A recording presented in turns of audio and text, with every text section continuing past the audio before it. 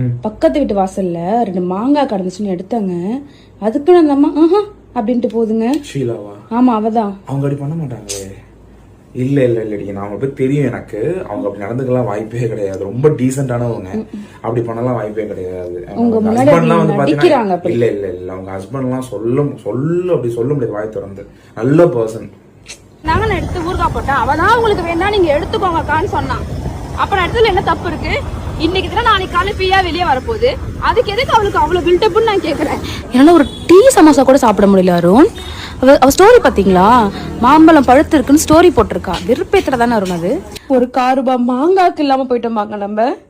எத்தனை நாள் மாங்காய் போட்டு மீன் குழம்பு அவளுக்கு வச்சு கொடுத்துருப்பேன். அவன் புருஷங்கார எத்தனை நாள் அவன் கார் ரிப்பேர்னு பண்ணி வாங்கிட்டு போயிருப்பான்.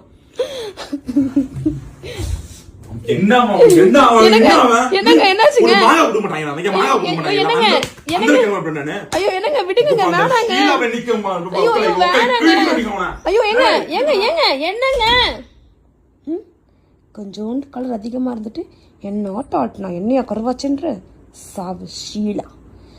என்னங்க அந்த அருவாலாம் எடுத்துட்டு போகாதீங்க.